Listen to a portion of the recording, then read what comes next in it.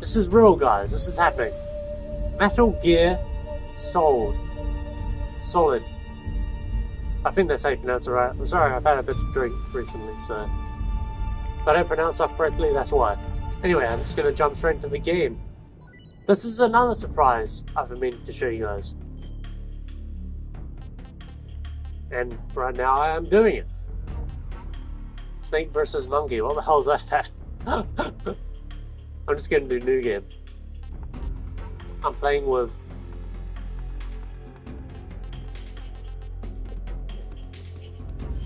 let's stick with that.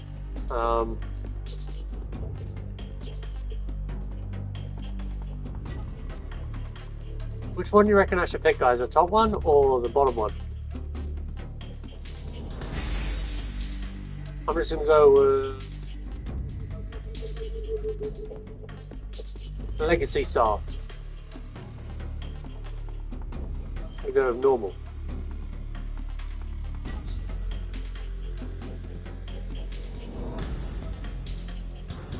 View all tips.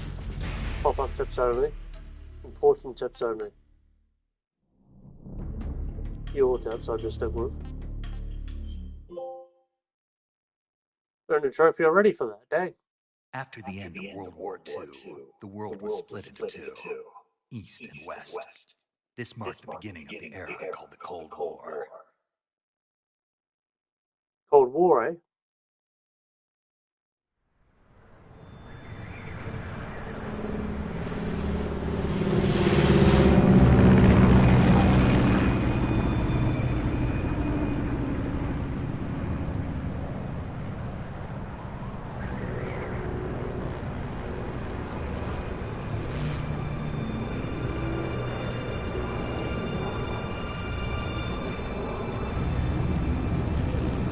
I'm liking what I'm seeing so far.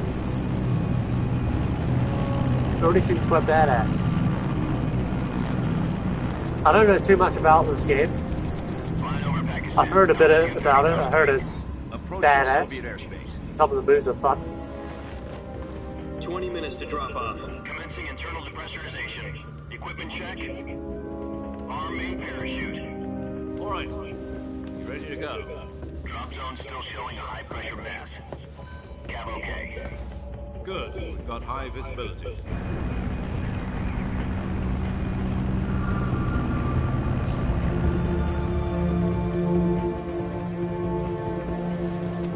But I got it because I have a really good feeling about this game. Put out that cigar. Connecting oxygen hose to interior connector. Put on your mask. I know I'm gonna love this game. I'm gonna love it with a passion. Does this panty waste know what he's doing? Even though I'm completely new to this Approaching game. release point. 10 minutes to drop off. Hey, are you deaf? He said put out the cigar and put on your mask. What? Didn't hear you. Please come again. What a waste of a good quality cigar. Depressurization complete. Checking oxygen supply. 6 minutes to drop off. Opening your hatch. Die! Shit! Someone call the ambulance! Away, away, away! Here comes badass music.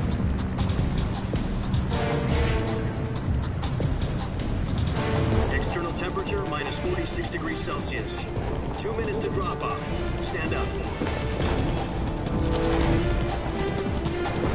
You'll be falling That's at nice and 150 badass. miles per Damn. hour. Try not to get frostbite from the wind chill. I feel like a bum. 1 minute to drop off. Move to the rear. Activate the alarm bottle. This is one for the history books. The world's first halo jump. 10 seconds to drop off. Stand by. Fuck that cigar. Status Who needs okay. it? All green. Prepare for drop off. Countdown. 5, 4, 3, 100. 2, 0. Spread your wings and fly. God be with you. I have wings though? What the fuck?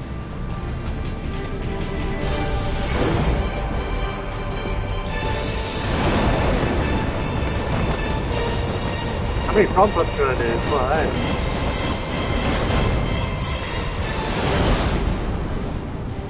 Hey, boy.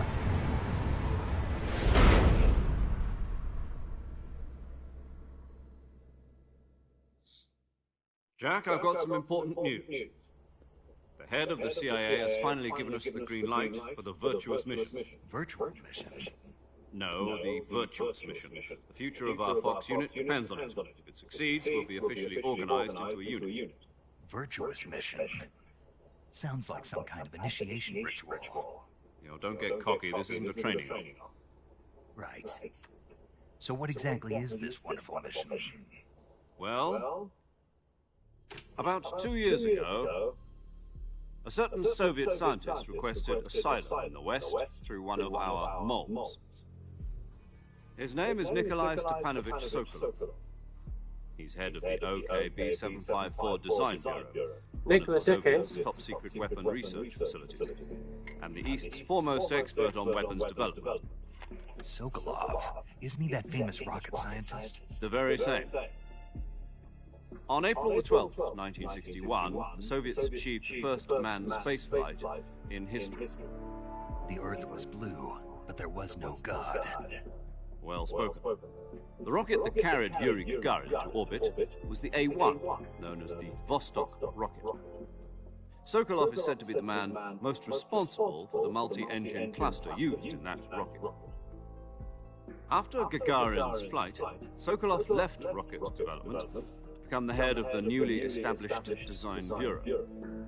From a lowly technician to head of a design bureau, that's quite a success story. So why do you want to defect? It seems he'd become afraid of his own creations. Afraid? Call it a crisis of conscience. And for that, he left his country and his family behind and went over the fence? Not exactly. One of his conditions was that his family was also to be taken safely to the West. We used a mole to get the family out first, and succeeded in sneaking Sokolov over the Berlin Wall shortly afterwards. I was the one who conducted the operation. The security on the eastern side was still full of holes back then. Then what? We got Sokolov over in one piece, but the whole ordeal had left him exhausted, and we checked him into a hospital in West Berlin. It took him 2 weeks and more than 600 miles to get from the research facility in the Soviet Union to Berlin. He was in no condition to say anything coherent. And it was only a week later that we had something much bigger on our hands. The Cuban Missile Crisis. October the 16th, 1962, President Kennedy received word that the Soviets were in the process of deploying intermediate-range ballistic missiles in Cuba. The President demanded that the Soviets dismantle and remove the missiles. At the same time, he announced a naval blockade to prevent further missile shipments from reaching Cuba. But the Soviets didn't back down, instead placing their armed forces on secondary alert. Soviet transport ships carrying missiles continued on course towards Cuba. US and Soviet forces went on alert for an all-out nuclear war. Frantic negotiations were conducted through the UN's Emergency Security Council and unofficial channels to end the hair-trigger standoff. Finally, on October the 28th, the Soviet Union agreed to remove its missiles from Cuba. And so the world avoided a nuclear holocaust. But in order to get the Soviets to pull their missiles out, we had to make a deal. You mean the one where the US agreed to remove its IRBMs from Turkey? No. The Jupiter IRBMs deployed in Turkey were obsolete, and we were going to get rid of them anyway. They had no strategic value whatsoever to either the US or the Russians. The Turkey deal was a ruse, a cover story that was fed to the other intelligence agencies around the world. So what did the Russians really want? Sokolov. They wanted us to return Sokolov. You mean the Soviets pulled out of Cuba just to get their hands on Sokolov? That's right. What the hell was he working on? At the time, we had no idea. We were running out of time. It was either give up Sokolov or risk full-scale nuclear war. In the end, we had no choice. President Kennedy gave in to Khrushchev's demand. The next day, I got Sokolov out of the hospital, handed him over to agents on the eastern side. Sokolov kept on screaming, "Save me," until he disappeared from my sight. Then a month ago, we received some new information from one of our models. About Sokolov? Yes. He was taken back to the research facility and forced to continue working on the weapon in question under KGB supervision. What's more, it's on the verge of completion. So what kind of weapon is it? Something to do with space rockets? No, missiles. Same technology. I guess you're right. We don't know the details, but it appears to be a new kind of nuclear device. For half a year now, the Soviets have been conducting frequent nuclear tests at Semipalatinsk. Something to do with the weapon, I assume. We're talking about a secret weapon so big that Khrushchev was ready to pull out of Cuba to get it back. Is Sokolov still in the facility? No. According to our intelligence, he's in Selino Yas, a place in the mountains about 3 miles to the west that's known as the Virgin Cliffs. The Virgin Cliffs. Nice name for a virtuous mission. They moved him there just recently. Why? Apparently, they're conducting a field test of the weapon, but it's our best chance to get him back. This mission would never have been possible if he was still in the research facility. This is our last chance. Sokolov must have known that too when he contacted us.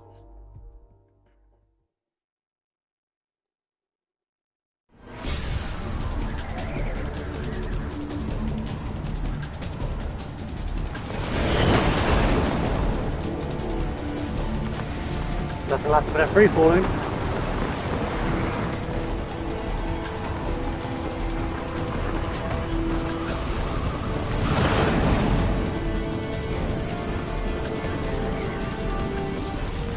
I never felt so much more freedom in my entire life. Listen up, Jack. Your mission is to infiltrate Selino Yarsk in the Soviet mountains, ensure the safety of Sokolov, and bring it back to the west.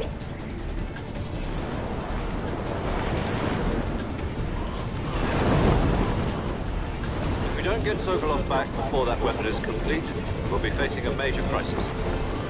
The clock is ticking.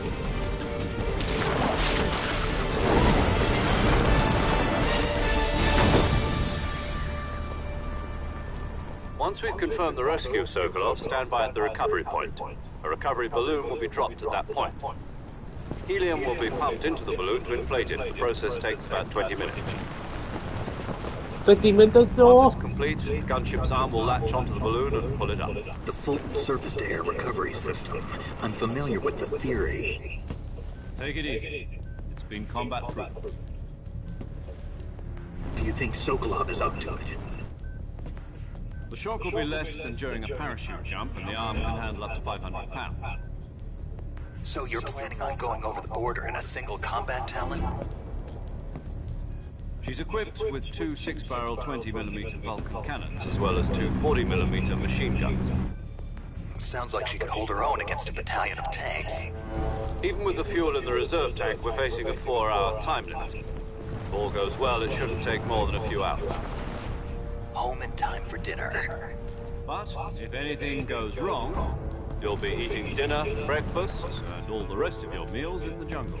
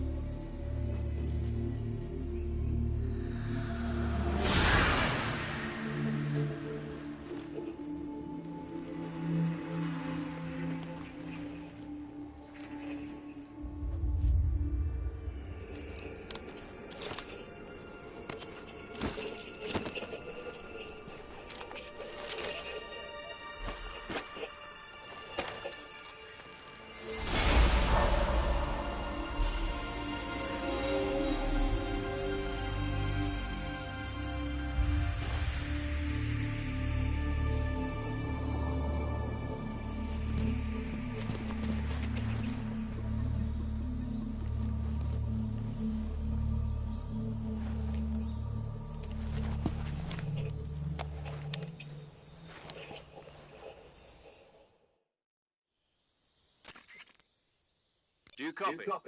You're already in enemy territory, and somebody might be listening in. From here on out, we'll be using code names to refer to each other. Your code name for this mission will be Naked Snake. I'll be referring to you as Snake from now on. You're not to mention your real name. Snake? Well, you don't like snakes? What do you mean? Well, you've eaten one before, haven't you? In survival training? I'm glad to hear that. I don't know if I'd ever order one in a restaurant, but... Be careful, you might not have a choice. What about you, Major? What should I call you? Let's see. I'll be Tom. Call me Major Tom. This will be a sneaking mission. You must not be seen by the enemy. You must leave no trace of your presence. Is that clear? This kind of infiltration is the Fox Unit's speciality. In other words, weapons and equipment are procured on site. That goes for food as well. You're completely naked, just as your name implies. Great. Now I see why you asked me if I like snakes. I suppose calling me Snake was your idea of a joke, too. No, there's a good reason for that. I'll tell you later when the time is right. Gotcha. Getting back to the subject, how exactly am I supposed to feed myself? You've been issued a knife and a tranquilizer gun. Use them to hunt for food. You'll also find some medical supplies in your backpack. Yeah, about the backpack. I lost it in a tree on the way down. I see. Well, you'd better go back and get it then. You know where it is? No problem. I can see it from here. It's stuck on a branch. To climb a tree, stand in front of a tree that's covered in ivy and press the action button. I'll be monitoring your progress over the radio. We can't risk violating Soviet airspace, but I'll be in the gunship. My frequency is 140.85. I'll give you a call if I need to talk to you. If you need to talk to me, use the send function. Okay, Snake, go get your backpack. Yes, sir.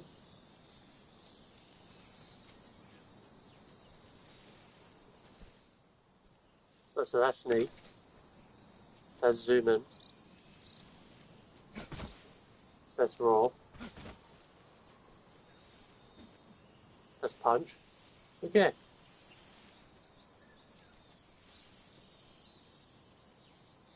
Alright.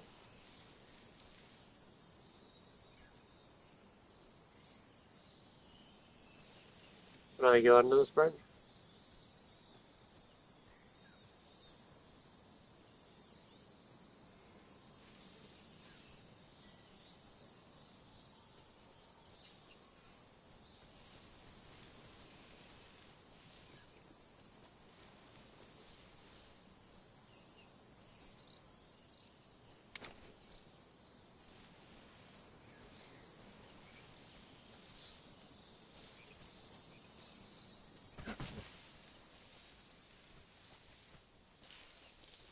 Don't judge me too hard on this game, guys. This is the first time playing this game for me.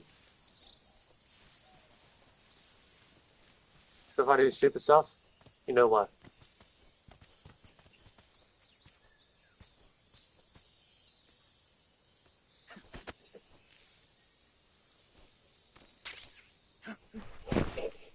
Got it.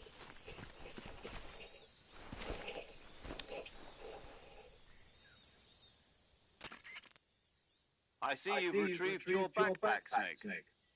To equip a weapon, it's necessary to take it out of your backpack. In the survival viewer, choose Weapon from the backpack. Your available weapons will be displayed in a list on the screen. From that list, choose the weapon you want to equip and press the Enter button. For other equipped items, just do the same thing from Item. Got it. Use the survival viewer backpack. Yep, that's right. Survival is fundamental to this mission. After you've been out in the field for a while, your stamina will start to drop.